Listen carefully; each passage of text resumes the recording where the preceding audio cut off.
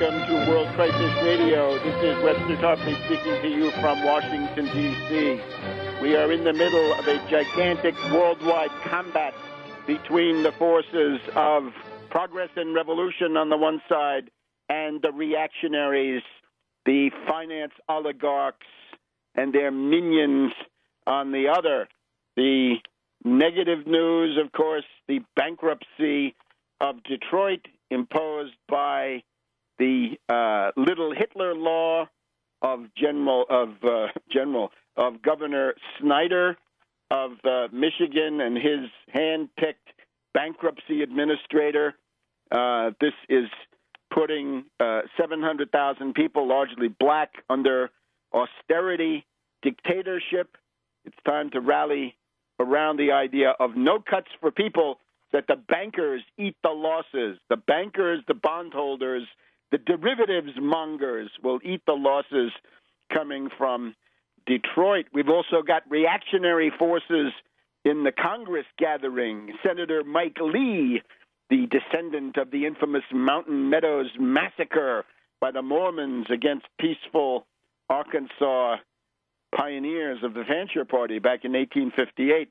That same Mike Lee says he wants to shut down the government if that's what it takes to make sure that Americans don't get the idea that they have the right to health care. Not that Obamacare necessarily would be the reality of health care for all, but the idea of it is the thing that Lee is seeking to fight. But at the same time, these reactionaries have taken it on the chin in two places in the world. One is Egypt, the other is in Brazil. In Egypt, and we'll devote the first part of the program to this, the new Nasserism is abroad. As you know, people who know this program, I have been looking for a Nasser in Egypt since January 2011. Officers, younger officers who are disgusted by the imperialist kowtow of their superiors, people like Field Marshal Tantawi, and disgusted also by the other imperialist measures that they've had to put up with. And it looks like Nasserism is reemerging, and this is the worst possible outcome for the imperialists. And you can see this yourself. You go back to the 1950s. What's the imperialist policy?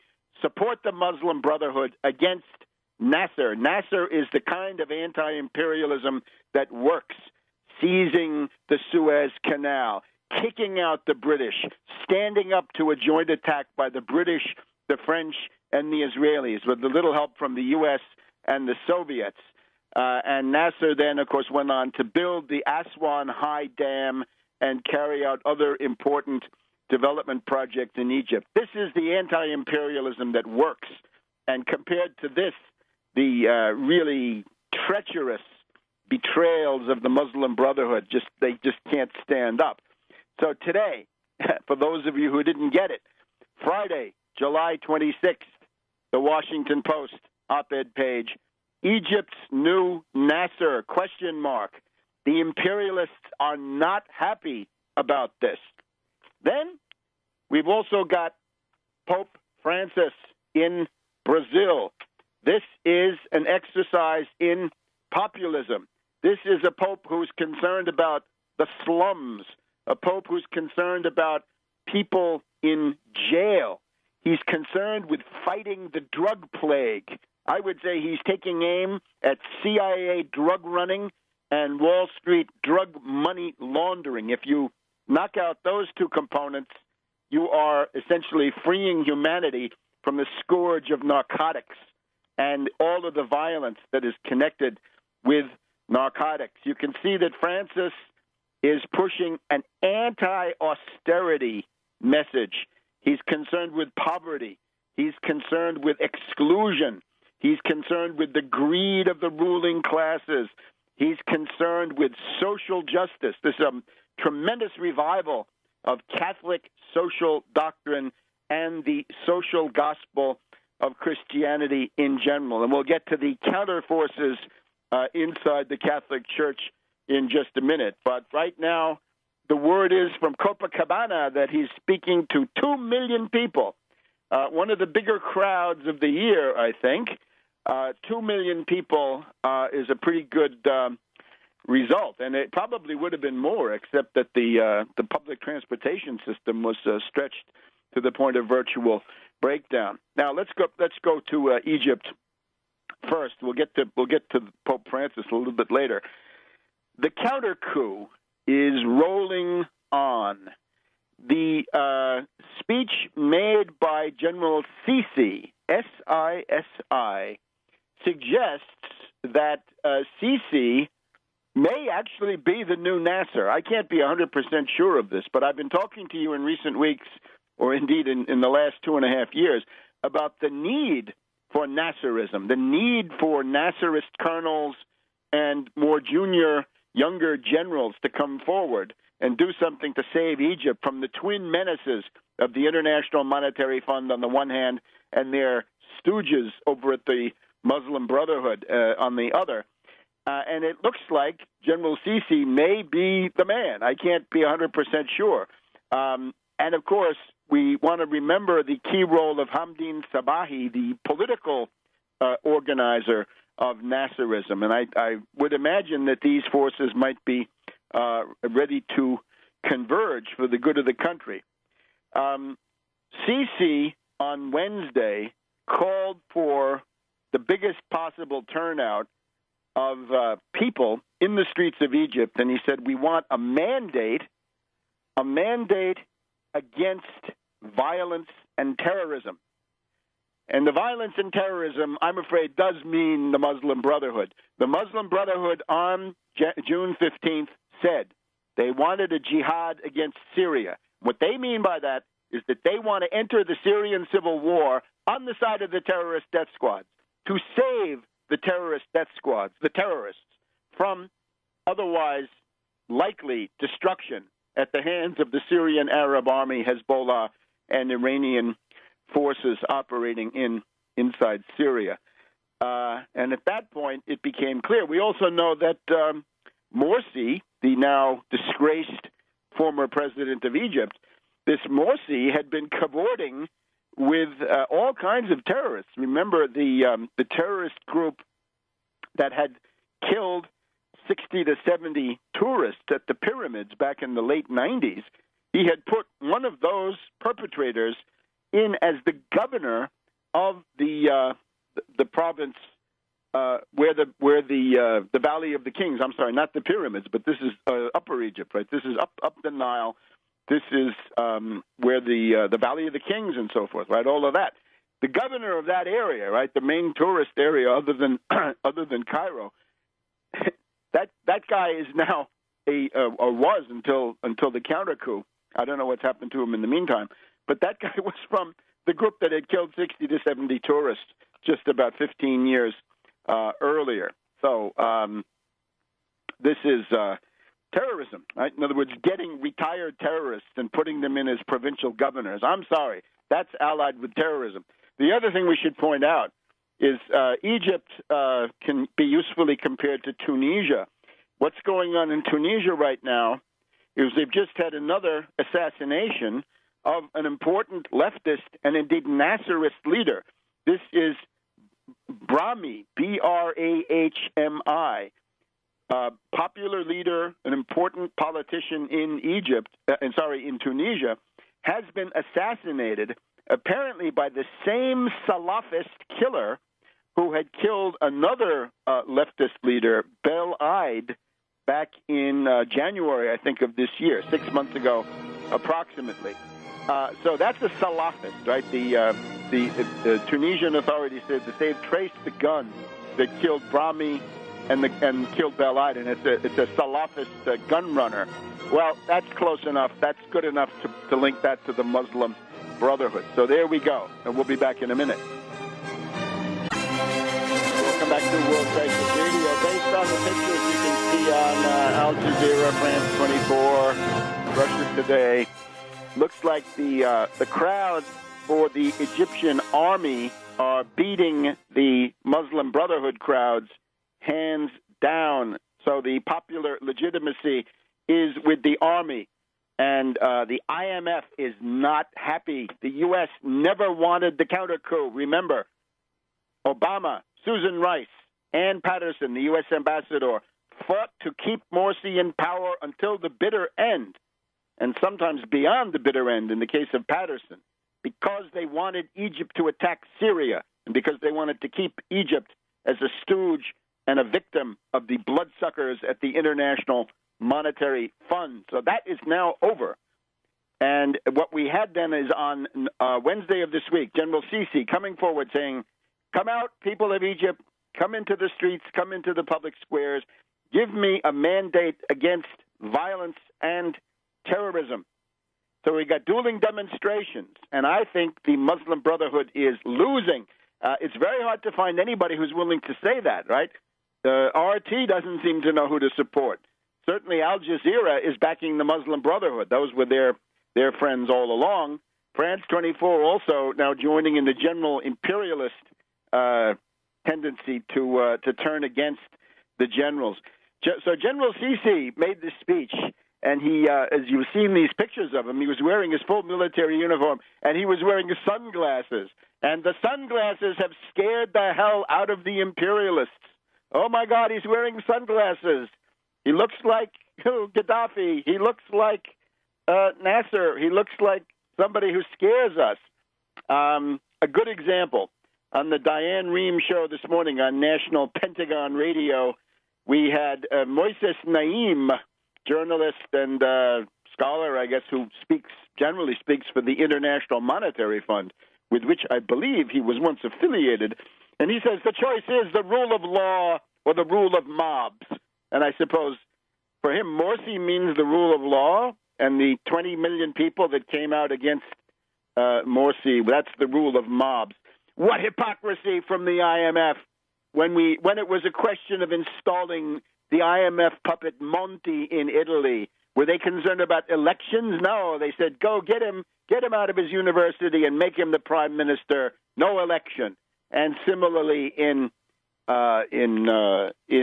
Greece, when Papandreou said, let's have a national referendum about austerity, the IMF said, no referendum. We're going to install Samaras as our stooge with an IMF puppet from the Boston Federal Reserve as his finance minister. And the same thing with Rajoy in Spain, right? The Lehman Brothers finance minister in that case, right? He won an election, but nobody knew they were getting Lehman Brothers. And by the way, if you look at that French train crash last week and the Spanish train crash this week, and then look at various bridges that have fallen down in the United States and the train crash in Connecticut, you know what the common denominator is? Killer cuts, genocidal austerity. Austerity kills, and austerity has got to be rolled back. So fight against austerity like your life depended on it, because your life does depend on it. So the U.S. media are turning against the army. They don't like General Sisi. He's the new Nasser in their eyes. We've got that article in the Washington Post. Let's just sample this for a minute. General Abdel Fattah al-Sisi, Egypt's new deputy prime minister and de facto strongman, a strongman. They don't like strong men. They want weak men who cave to the IMF, like Morsi. The new strongman has called on Egyptians to take to the streets Friday to give the armed forces and police a mandate to crack down on violence and terrorism.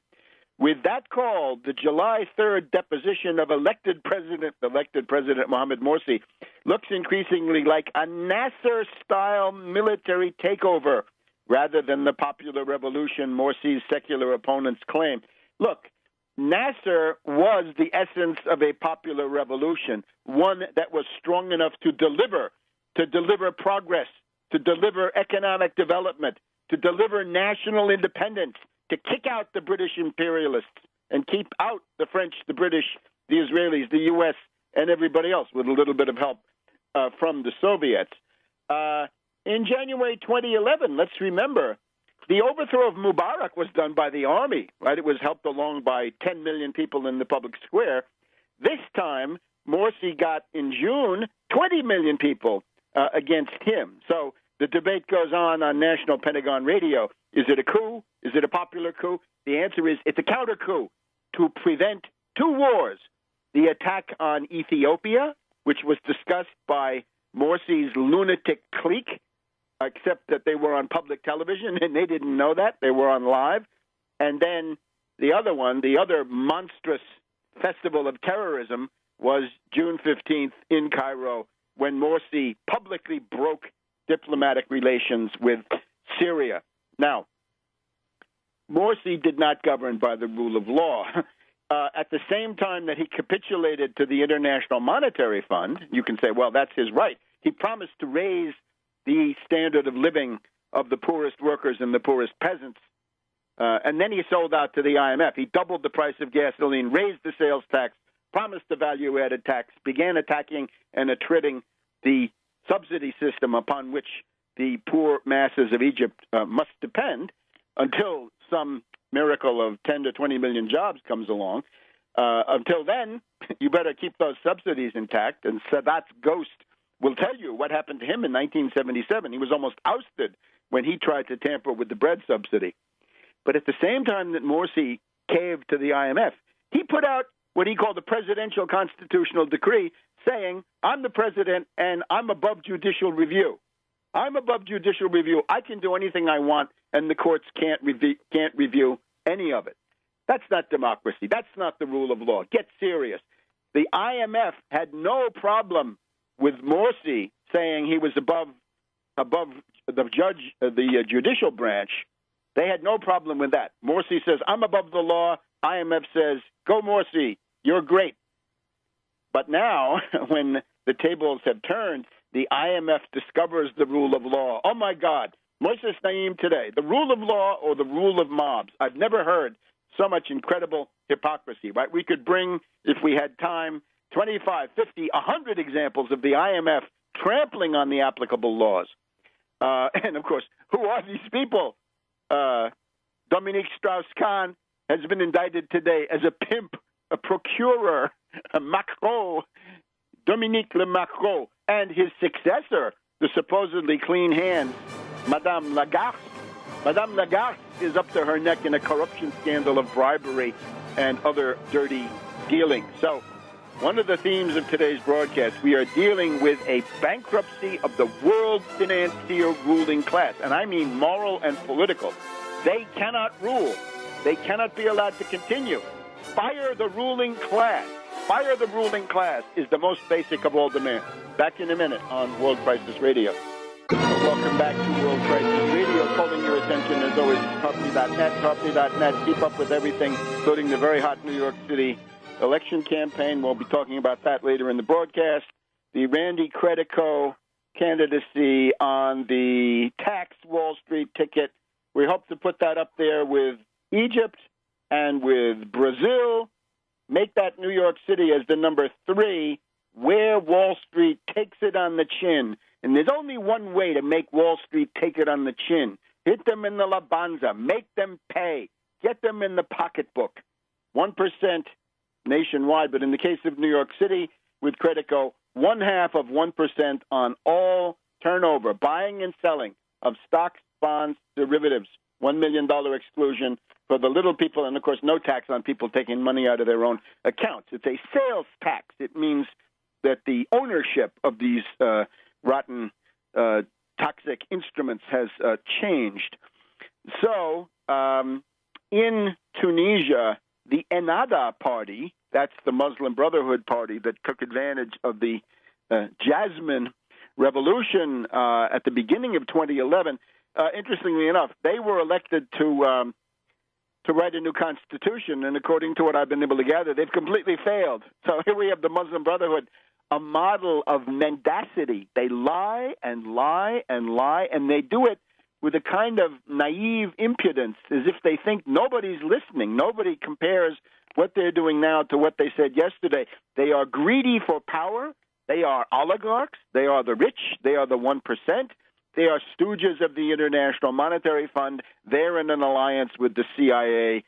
They were founded by British intelligence in Egypt back in the 1920s. So I think this is pretty much an open and shut case. And they are trying to wreck the Iran-Syria-Hezbollah axis, which is the main, or has been up to now, the main axis of anti-imperialist resistance. And I think we can pay tribute to President Assad of Syria. His ability to fight off the imperialists now for 2.5 years has, to a large degree, opened the door to these Egyptian developments by forcing the imperialists to turn to Egypt and demand the Egyptian army deployed into Syria to kill the Syrians. And remember, this was once the same country for a couple of years, back in the 50s and 60s. This then forced the hand of these Nasserist generals, forced them to come forward and oust the warmonger tyrant, IMF stooge, Morsi. Now, Morsi has been indicted today for contacts with Hamas. Hamas is very dirty. Hamas has essentially gone into the pay of Qatar. Hamas must be seen essentially as a gang paid for by the emir over there in Doha, who also funds, he's tried to fund the Moslem Brotherhood and other groups. And this is now getting into a faction fight. One thing we just saw yesterday in the Gaza Strip, right, under Hamas rule, the Saudi television Al Arabiya has been kicked out. So we're getting a kind of a, people choosing sides.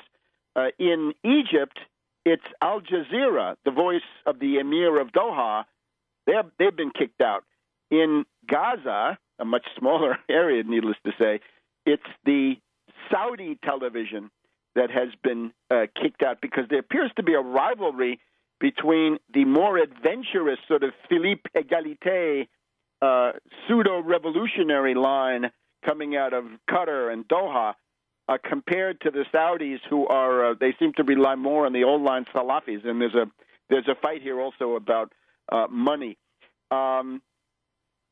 So this is what's going on. Now, I'm also told on this National Pentagon Radio that no government in the world so far has recognized the counter-coup government. In other words, President Mansour and Baradei and Beblawi and, of course, General Sisi, that government has not been the recipient of foreign recognition. I don't know what Russia is waiting for. As a matter of fact, I would stress again, the BRICS, Brazil, Russia, India, China, South Africa. You want to count for something in the world, you get into Egypt and you do it fast. You get in there with all kinds of support and political support and diplomatic recognition and stop dithering, because this is now the possibility of a new political direction in the world. Now, remember, the army has done two things in Egypt. The first is they have cut off conversations with the International Monetary Fund, in spite of the presence of Baradei and the Prime Minister, actually, Beblawi. They're not talking to the IMF. Those guys would normally have an IMF pedigree, but no, they're saying we will not even discuss dismantling our subsidy system. We will not even discuss killer austerity, genocidal cuts coming from the IMF. Great day in the morning. And as of last Saturday, the new foreign minister of this government has said that under no circumstances will Egypt engage in a jihad against Syria. And indeed, they're looking for a way, it sounds like to me, cut through the diplomatic prose, they're saying they want to reopen diplomatic relations with Syria. But there will be no jihad, there will be no war. Now, some people are still harping on, but the Egyptian army gets $1.5 billion from the U.S., right, as if that were, the only game in town.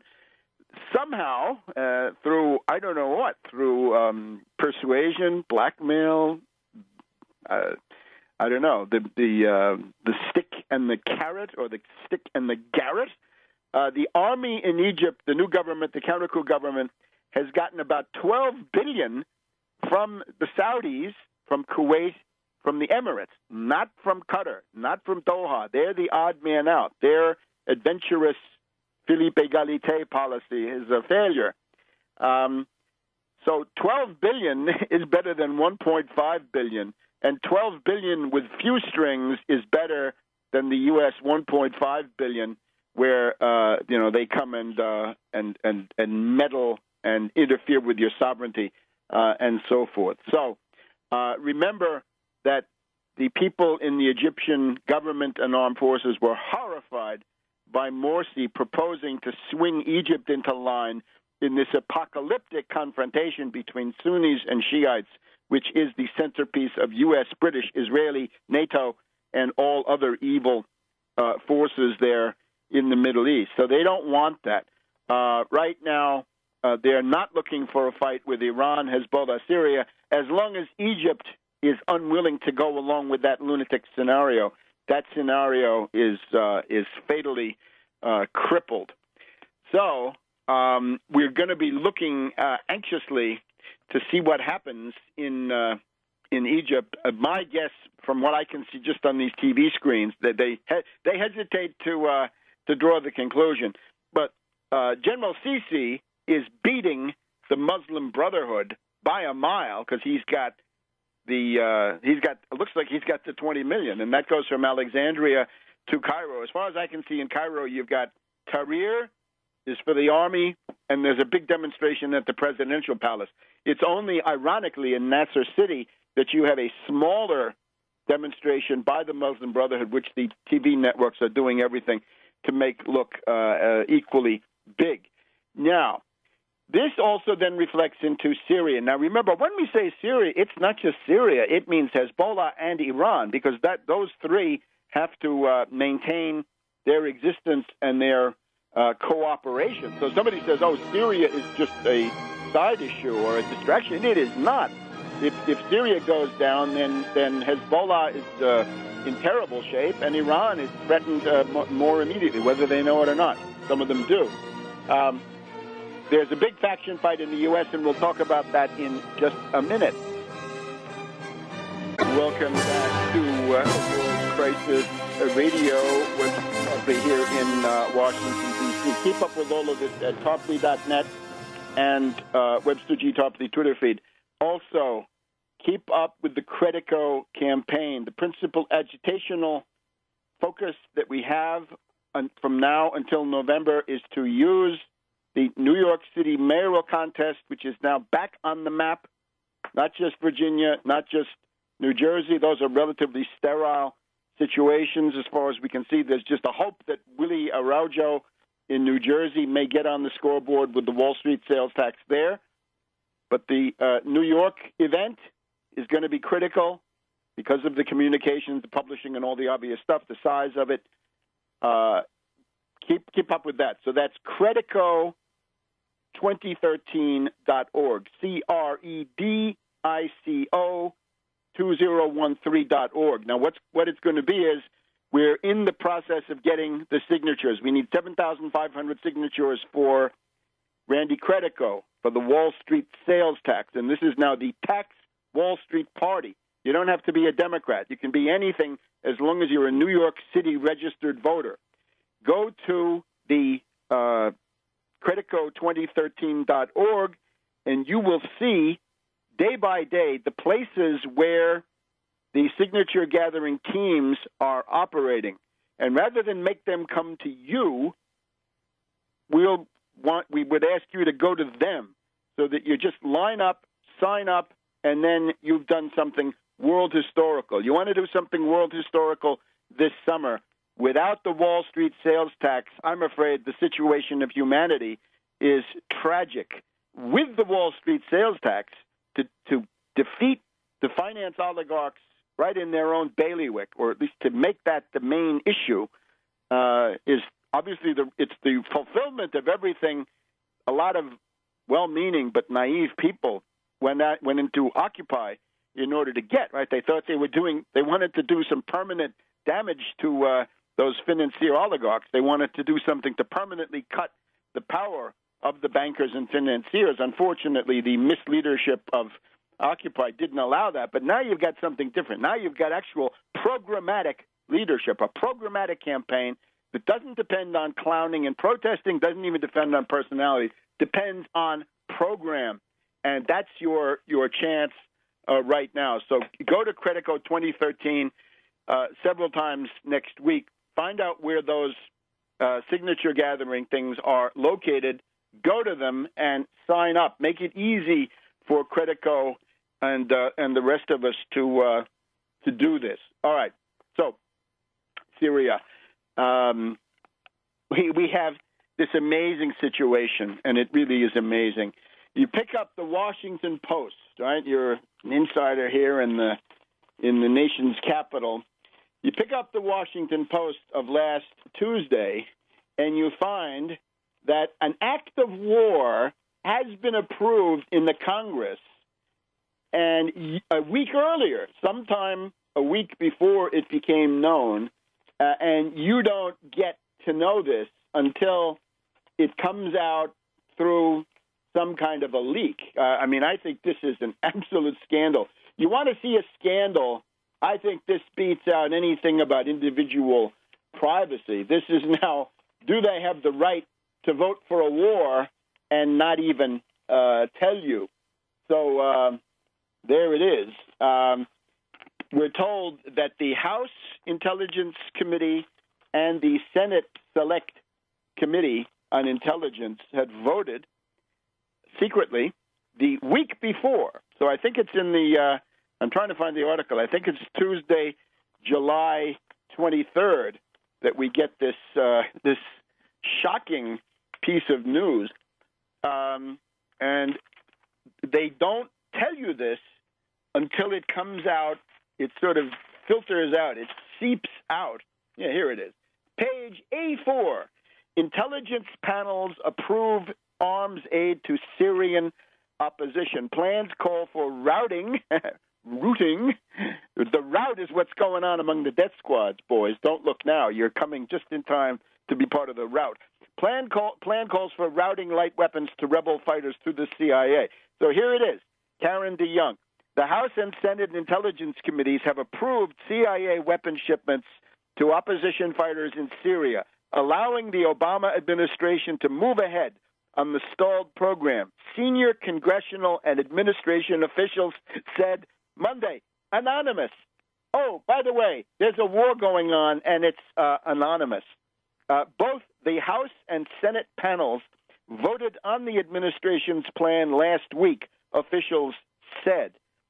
And Mike Rogers, reactionary Republican, RR from Michigan, probably one of the worst of these perpetrators, right? He's providing material support to terrorism. Mike, say it isn't so. By the way, we just well, we'll get to that in a minute. This awareness is now growing, right? If you support the Syrian rebels, you're actually supporting al-Qaeda, and that can have ugly consequences at the polls. The agreement allows money already in the CIA budget to be reprogrammed for the Syrian opposition. So this is a covert operation approved by Obama, and that's a crime. That's also folly, right? It's worse than a crime. It's a mistake, as the French cynic would say.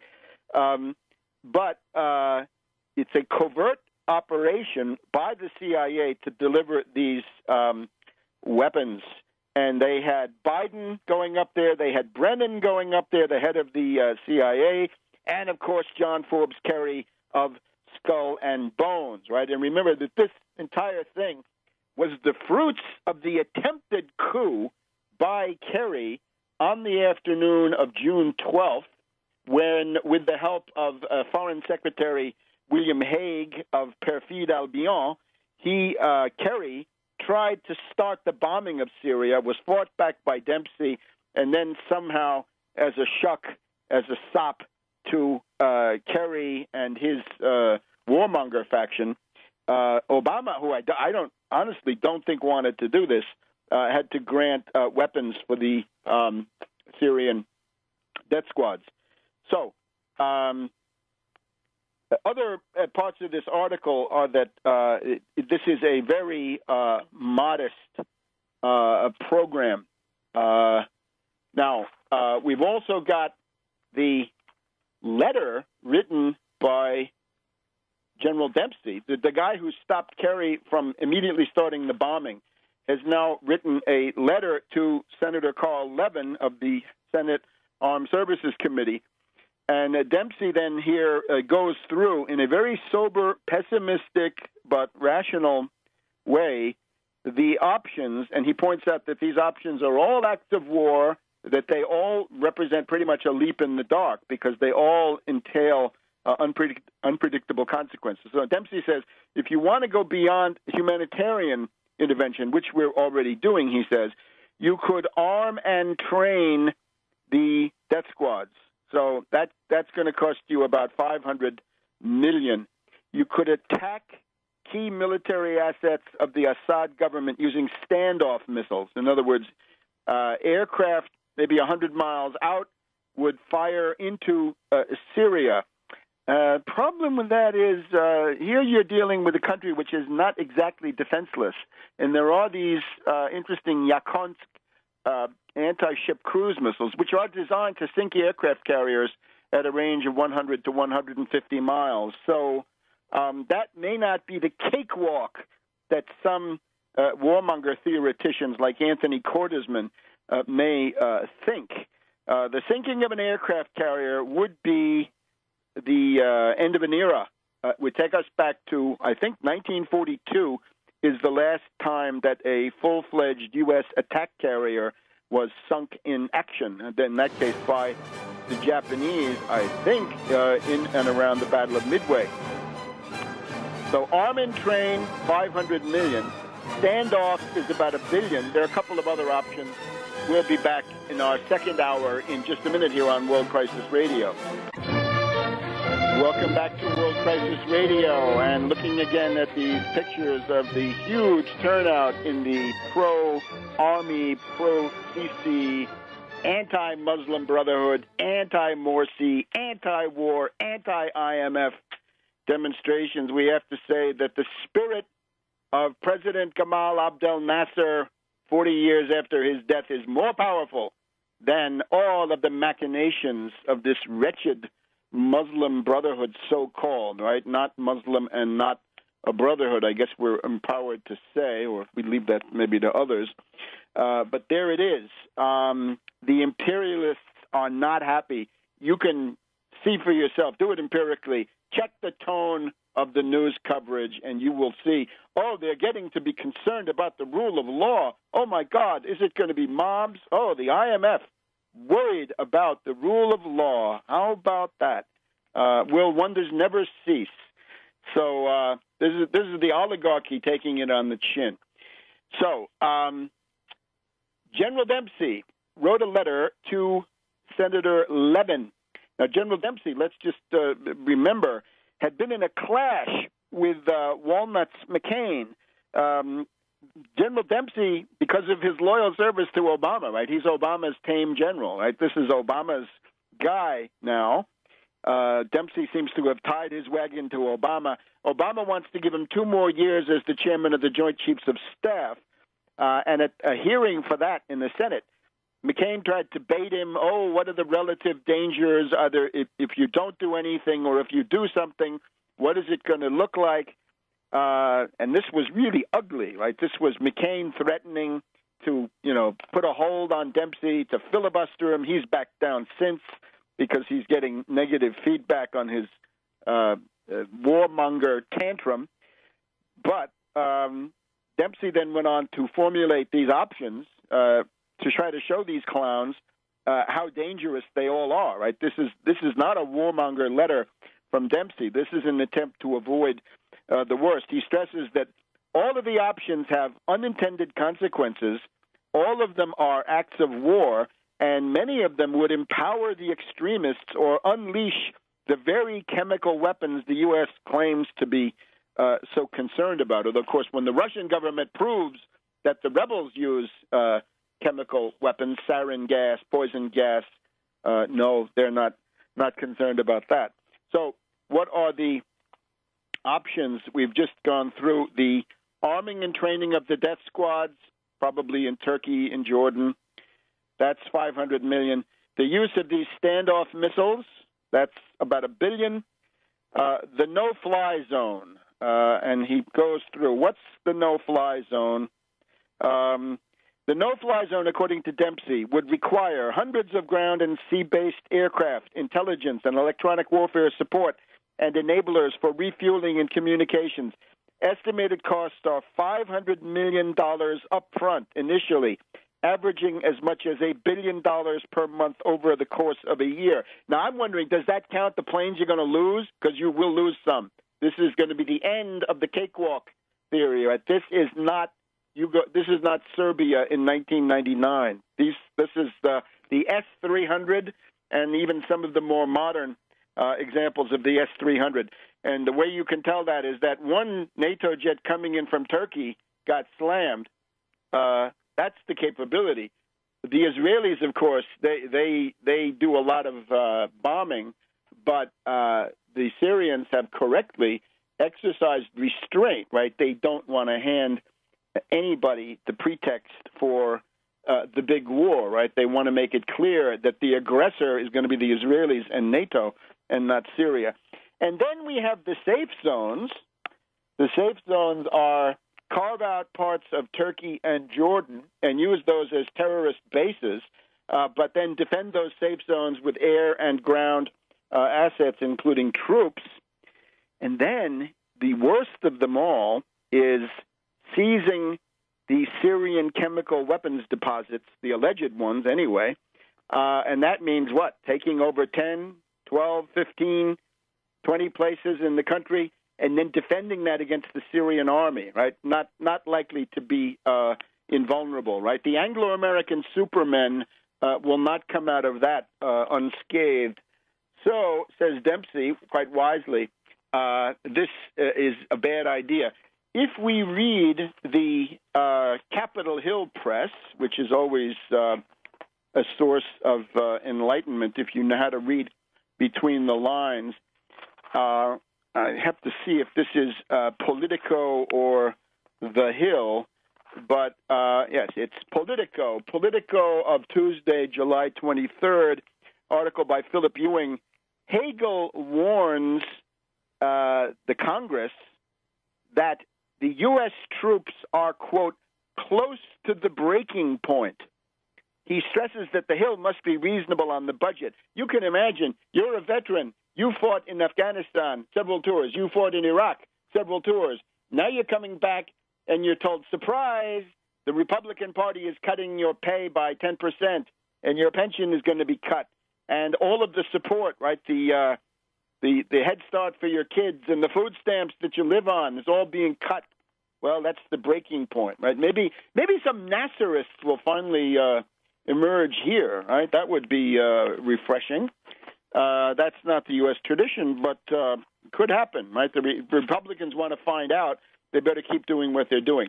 Now, we're told as of today, RT says that the CIA is moving arms in Jordan. They've got arms on the ground. Now, allegedly, these are small arms and ammunition, right? It's tokenism.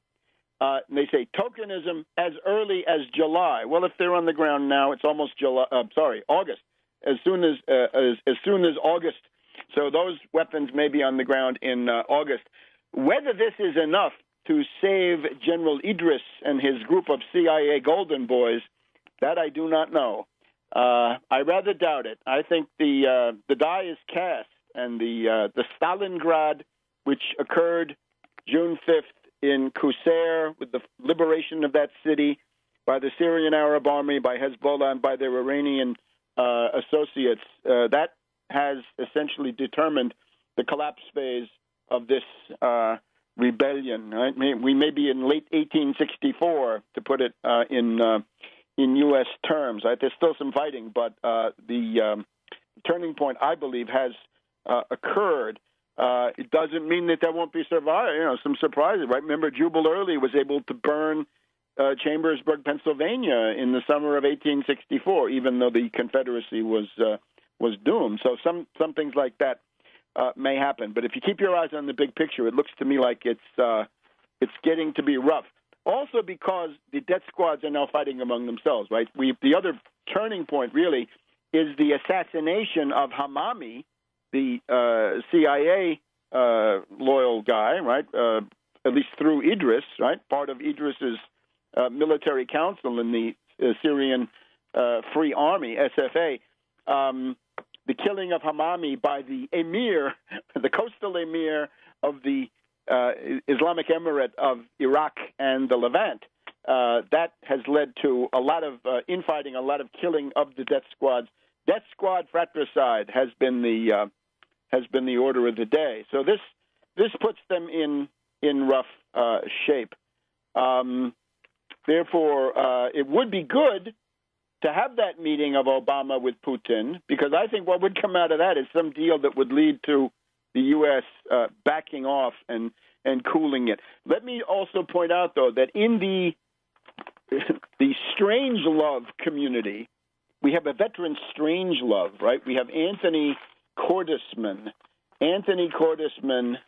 of Georgetown CSIS, or I guess it's just CSIS these days.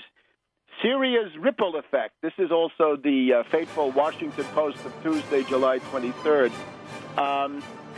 He argues here that the U.S. should intervene. There are clear humanitarian and selfish reasons for the United States to intervene, even though it's a grim perspective. A couple of words about this as we continue on World Crisis Radio. Welcome back to World Crisis Radio. This is Webster Tarpley here in Washington, D.C. Just this Cordesman op-ed here in the Washington Post of Tuesday, July 23rd. This is interesting because the argument is defeatist.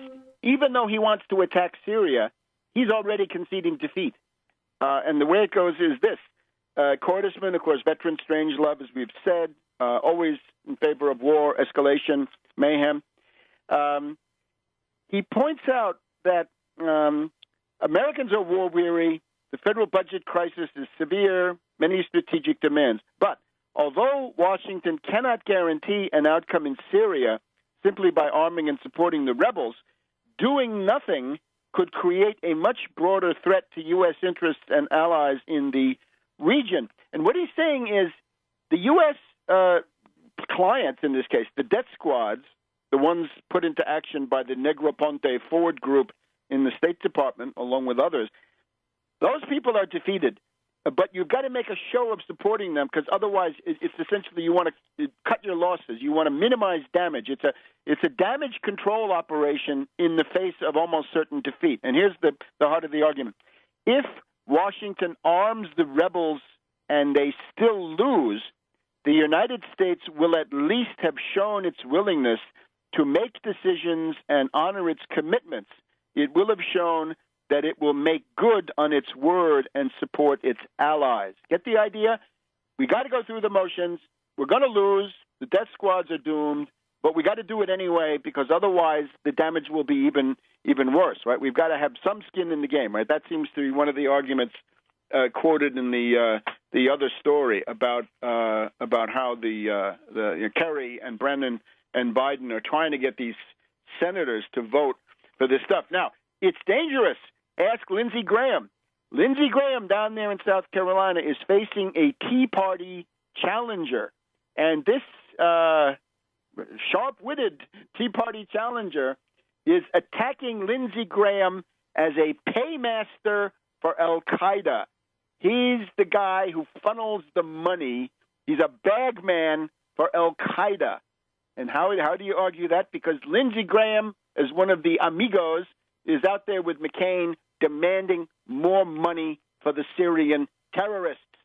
And that's a hard-hitting argument. And that Tea Party guy deserves some attention there in the South Carolina Republican primary. So there's the situation.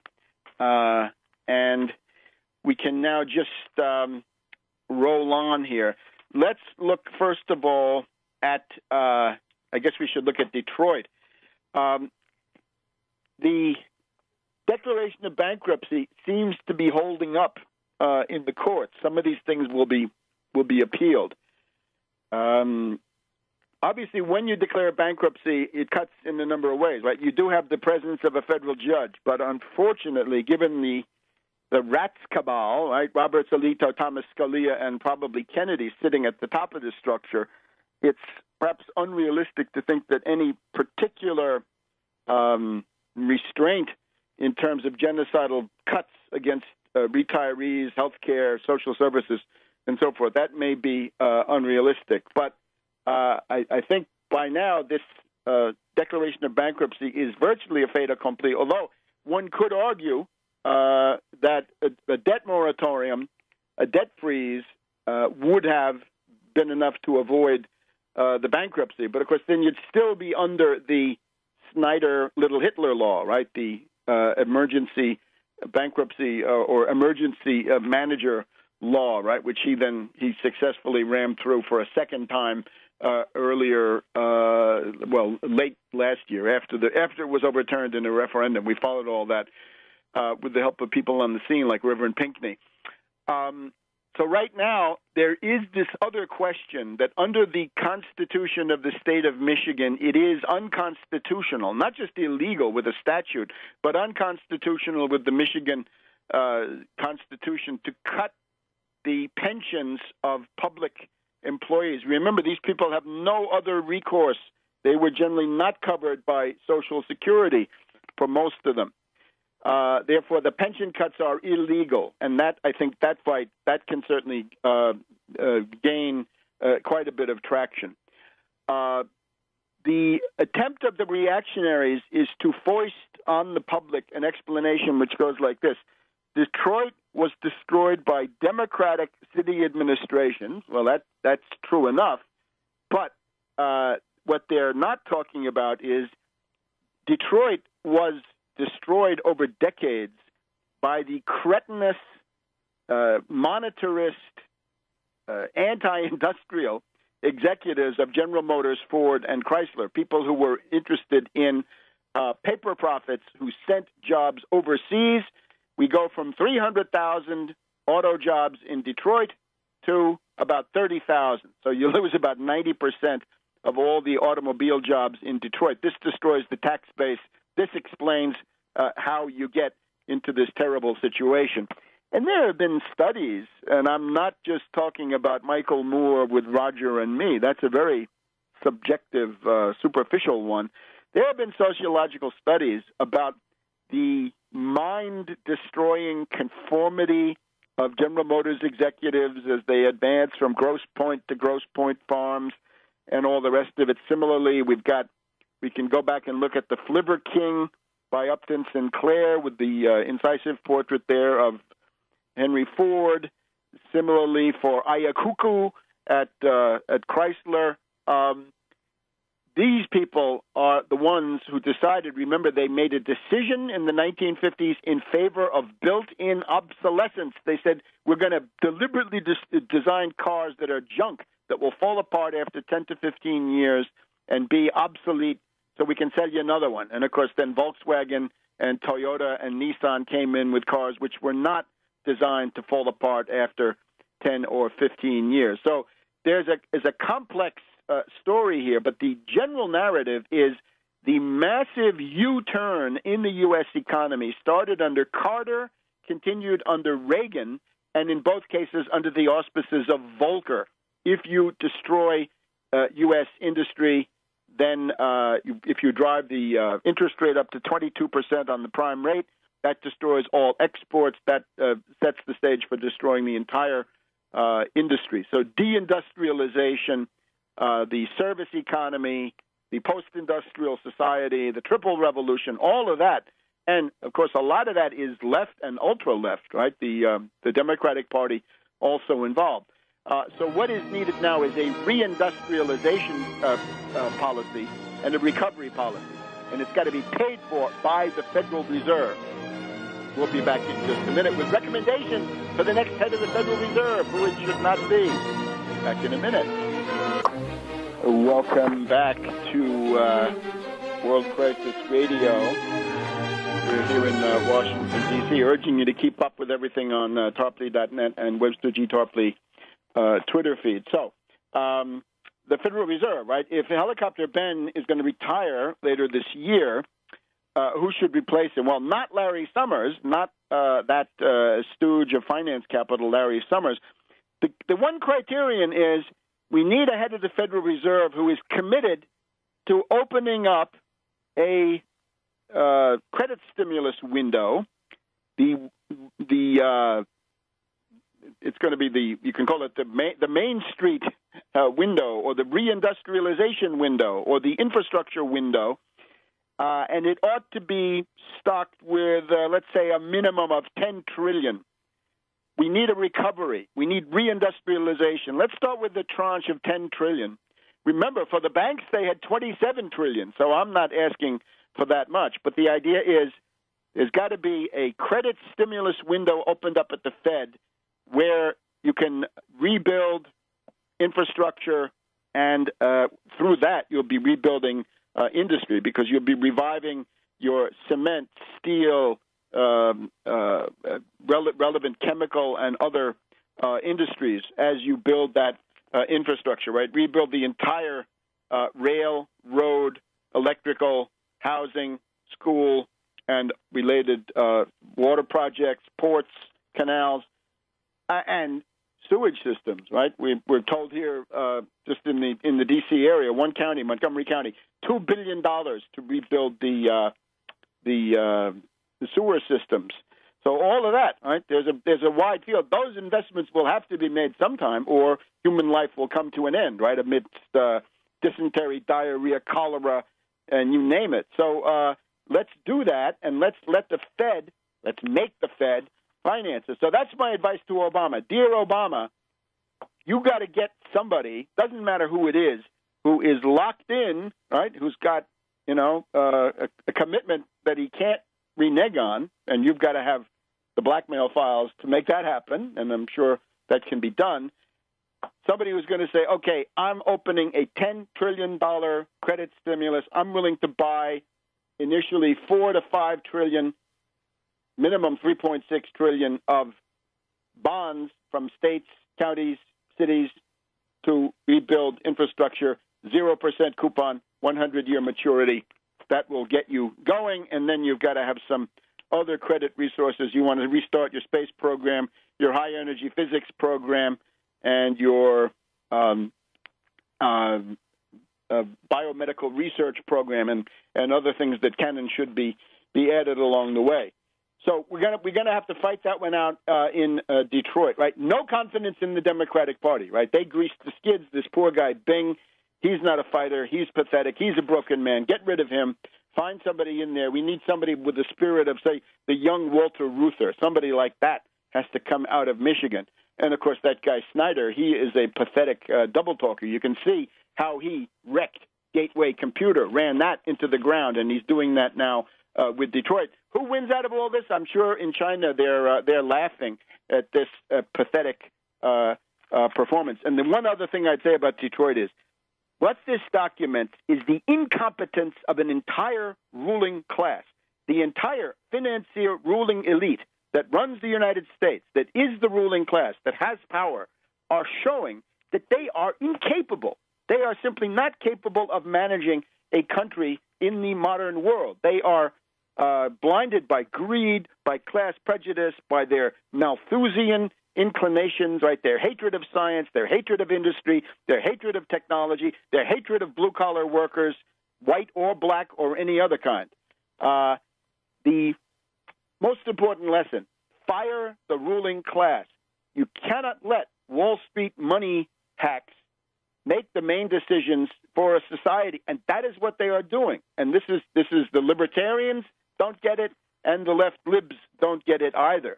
Both of them strike out on this issue.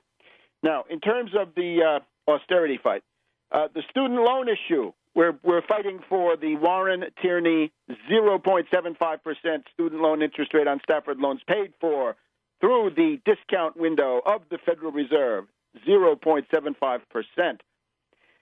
The Senate has just passed something that seems to have Obama's approval. It does not have our approval. It's a student loan bill that initially reduces the interest rate to somewhat less than 4%. But this is floating. In other words, it's tied to the rate on the 10% federal Treasury note, and it can go up to as high as 8.5%. So instead of 3.4% where it was, 6.8% where it is now, it could in the future go up to as much as 8.5% on the Stafford loan for an undergraduate. That is unacceptable. And why should it be so? This is market-oriented, and it's for profit. We don't need the market in here. There is no market. The market is a fraud. The market is LIBOR. The market is this guy Steve Cohen of SAC Hedge Fund, who's now apparently indicted. That's what it means to have a market. A small clique of oligarchs who get together to rig and drug the market. No. And, of course, it shouldn't make money, right? Why is this? This is the last place you want to make money to reduce the deficit. Again, that lunatic Republican argument, which Obama has completely capitulated to. So Obama has gone to Galesburg, Illinois. This was a speech where he essentially rehashes all of his existing policy proposals. But there is something important that, at least from Obama's point of view, this is supposed to represent a left turn.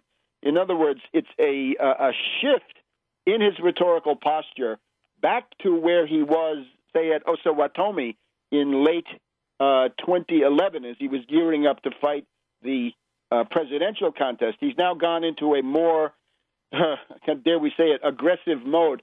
Of course, in the Washington Post of today, we're told that there are some people who are worried that Obama is too aggressive now, that he doesn't want to go too far. He ought to be conciliatory. But believe it or not, this is Obama's attempted assumption of a populist profile. This just shows you how pathetic Obama is.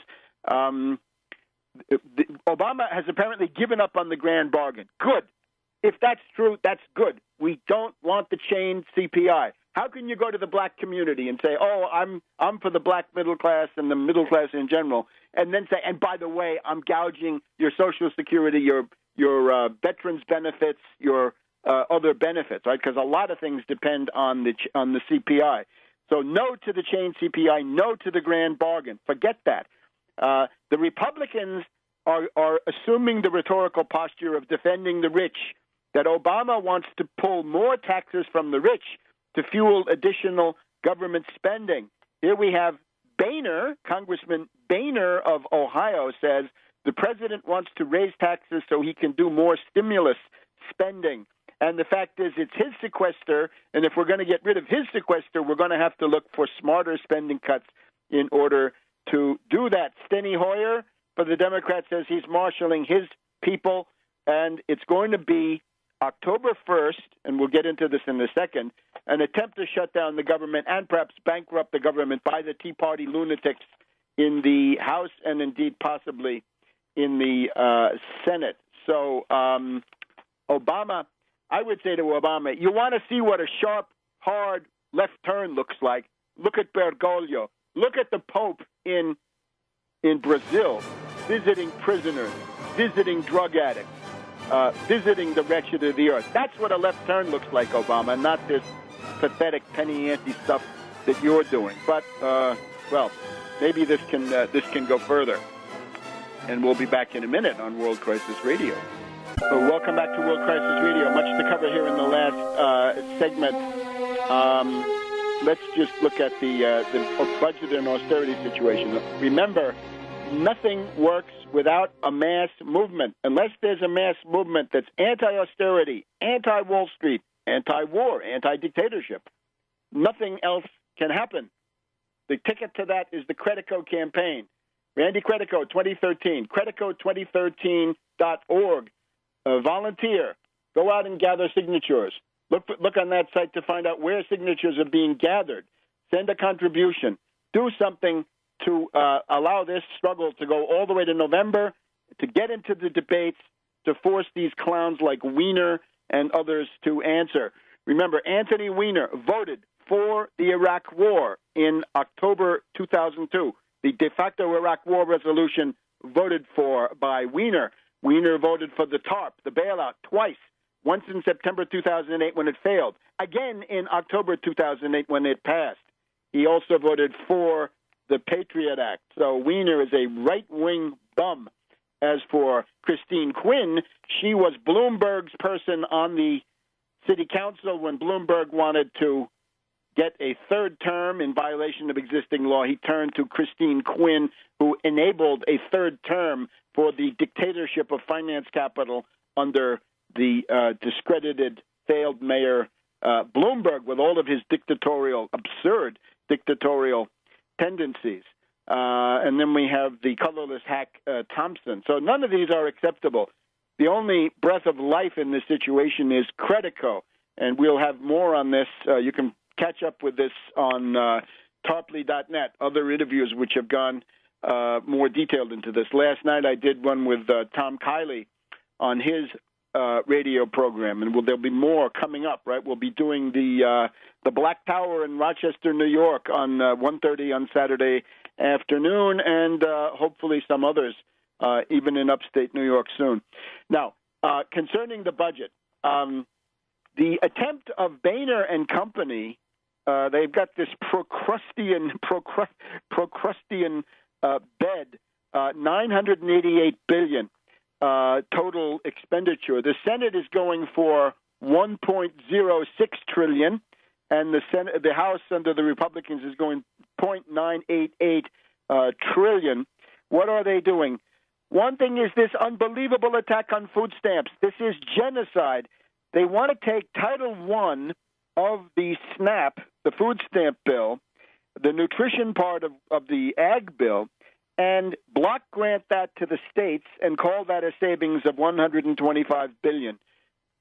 Remember, the extra expense for somebody like Paul Ryan, who wrote this resolution, is the trip to Nuremberg and your expenses while you're standing trial in Nuremberg for high crimes against humanity. This is genocide against the American people. It is so extreme that even Majority Leader Eric Cantor has to go to their meeting of these lunatics and say, well, look, this is probably a little bit too much. Let's take another one. DARPA, or ARPA-E, Advanced Research Project Agency. The budget for this is where you get things like the Internet, right? One of the main, it's the areas of innovation that are too risky for private capital, right? The private venture capitalist guys, they won't touch it because it's too risky. So the budget for this was, let's see, in the several hundred million anyway. So what the Republicans wanted to do was to reduce the total funding for ARPA-E to $50 million. This would be an 80% cut from the current level post-sequestration. So you find out the answer, X minus 10% of X minus 80% of that equals $50 million. So this is, again, you might as well start studying Chinese so you can take orders in the future. The other thing is, as they say delicately here, what makes the Ryan budget doubly difficult is that it lowers total spending while also tilting the remaining funds to the Pentagon at the expense of non-defense spending. All right. And as if that weren't enough, now we've got the Hill here, July 23rd, Tuesday, once again. Shutdown looms over Obamacare. It is Senator Mike Lee, that wonderful example of the Mountain Meadows massacre, the Mormon extremist. This is somebody who would have been more important under Romney. He would have probably been the majority leader if Romney had gotten in. Mike Lee is he's threatening to shut down the government and indeed bankrupt the government because these things come together over his lunatic attempt to stop Obamacare. Now, why do they care about Obamacare? It's a bailout of insurance companies. It's all these other things.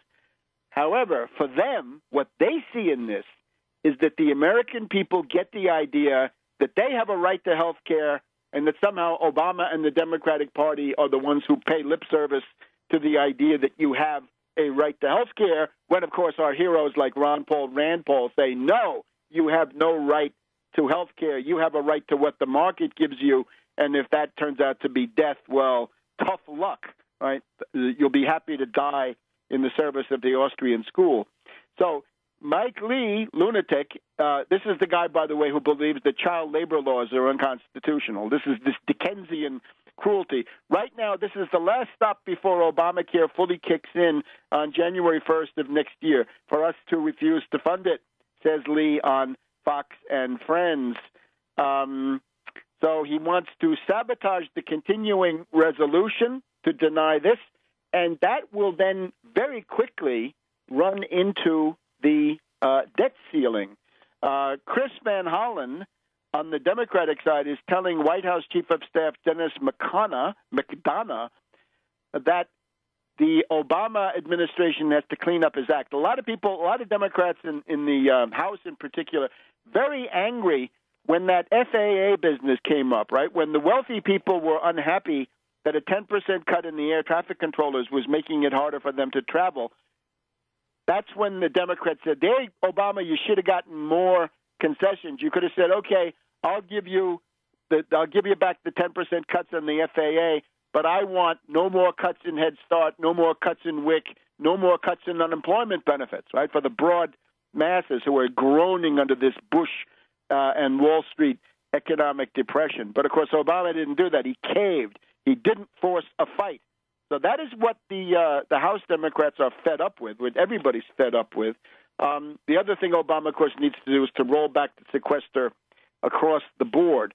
So that's what we're hearing. We're even hearing that two members of the Republican Senate leadership are going along with Mike Lee, with Ted Cruz, with little Rand Paul, with some others.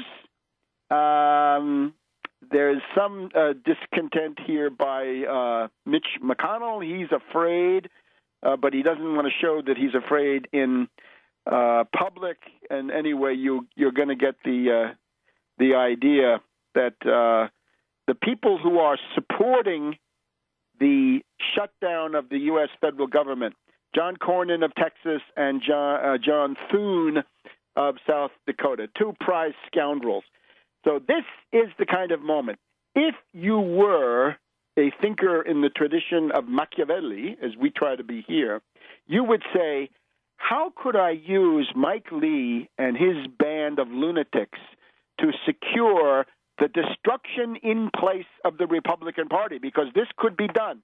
You nail the entire Republican Party to that unpopular, extremist, Dickensian, cruel minority.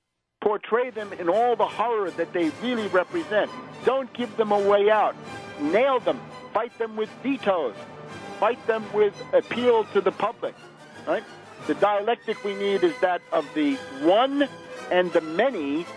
Between the one and the many, you crush the few. In other words, the principle of executive leadership and mass support is enough to crush the oligarchical interests. And that's, in a sense, what Bergoglio is showing in Brazil. Now, we wanted to go back to the Fort Wagner anniversary today, or this past week. We also wanted to go through the support for the Copperhead coming from David Swanson. The anniversary, of course, is the New York City draft riot. The paint thrown on the Lincoln statue, was that a libertarian? Who was that? But we'll have to delay that now until next week. And we'll see you. Remember, creditco2013.org. Reactionaries have taken it on the chin in two places in the world. One is Egypt. The other is in Brazil. In Egypt, and we'll devote the first part of the program to this, the new Nasserism is abroad. As you know, people who know this program, I have been looking for a Nasser in Egypt since January 2011. Officers, younger officers who are disgusted by the imperialist kowtow of their superiors, people like Field Marshal Tantawi, and disgusted also by the other imperialist measures that they've had to put up with. And it looks like Nasserism is reemerging, and this is the worst possible outcome for the imperialists. And you can see this yourself. You go back to the 1950s. What's the imperialist policy? Support the Moslem Brotherhood against Nasser. Nasser is the kind of anti-imperialism that works, seizing the Suez Canal, kicking out the British, standing up to a joint attack by the British, the French, and the Israelis, with a little help from the U.S. and the Soviets. And Nasser then, of course, went on to build the Aswan High Dam and carry out other important development projects in Egypt. This is the anti-imperialism that works. And compared to this, the really treacherous betrayals of the Muslim Brotherhood, they just can't stand up. So today, for those of you who didn't get it, Friday, July 26th, first, we'll get to Pope Francis a little bit later. The counter coup is rolling on.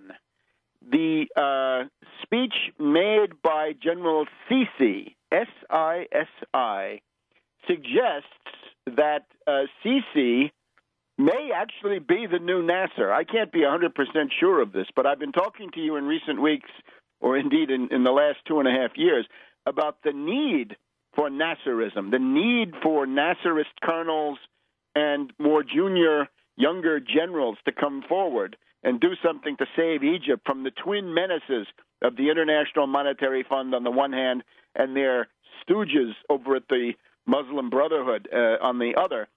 And it looks like General Sisi may be the man. I can't be 100% sure. And, of course, we want to remember the key role of Hamdin Sabahi, the political organizer of Nasserism. And I would imagine that these forces might be ready to converge for the good of the country. Sisi on Wednesday called for the biggest possible turnout of people in the streets of Egypt, and he said, we want a mandate against violence and terrorism. And the violence and terrorism, I'm afraid, does mean the Muslim Brotherhood. The Muslim Brotherhood on June 15th said they wanted a jihad against Syria. What they mean by that is that they want to enter the Syrian civil war on the side of the terrorist death squads to save the terrorist death squads, the terrorists, from otherwise likely destruction at the hands of the Syrian Arab army, Hezbollah, and Iranian forces operating inside Syria. And at that point, it became clear. We also know that Morsi, the now disgraced former president of Egypt, this Morsi had been cavorting with all kinds of terrorists. Remember the terrorist group that had killed 60 to 70 tourists at the pyramids back in the late 90s. He had put one of those perpetrators in as the governor of the province where the Valley of the Kings. I'm sorry, not the pyramids, but this is Upper Egypt, right? This is up the Nile. This is where the Valley of the Kings and so forth, right? All of that. The governor of that area, right? The main tourist area, other than Cairo. That guy is now or was until the counter coup. I don't know what's happened to him in the meantime, but that guy was from the group that had killed 60 to 70 tourists just about 15 years earlier. So this is terrorism, right? In other words, getting retired terrorists and putting them in as provincial governors. I'm sorry, that's allied with terrorism. The other thing we should point out is Egypt can be usefully compared to Tunisia. What's going on in Tunisia right now is they've just had another assassination of an important leftist and indeed Nasserist leader.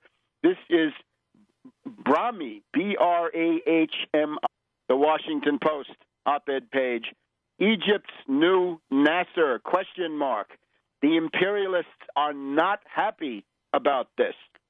Then we've also got Pope Francis in Brazil. This is an exercise in populism. This is a pope who's concerned about the slums, a pope who's concerned about people in jail. He's concerned with fighting the drug plague. I would say he's taking aim at CIA drug running and Wall Street drug money laundering. If you knock out those two components, you are essentially freeing humanity from the scourge of narcotics and all of the violence that is connected with narcotics. You can see that Francis is pushing an anti-austerity message. He's concerned with poverty. He's concerned with exclusion. He's concerned with the greed of the ruling classes. He's concerned with social justice. There's a tremendous revival of Catholic social doctrine and the social gospel of Christianity in general. And we'll get to the counter forces inside the Catholic Church in just a minute. But right now, the word is from Copacabana that he's speaking to 2 million people, one of the bigger crowds of the year, I think. 2 million people is a pretty good result, and it probably would have been more, except that the public transportation system was stretched to the point of virtual breakdown. Now let's go to Egypt. Welcome to World Crisis Radio. This is Webster Tarpley speaking to you from Washington, D.C. We are in the middle of a gigantic worldwide combat between the forces of progress and revolution on the one side and the reactionaries, the finance oligarchs, and their minions on the other. The negative news, of course, the bankruptcy of Detroit imposed by the Little Hitler law of Governor Snyder of Michigan and his hand-picked bankruptcy administrator. This is putting 700,000 people, largely black, under austerity dictatorship.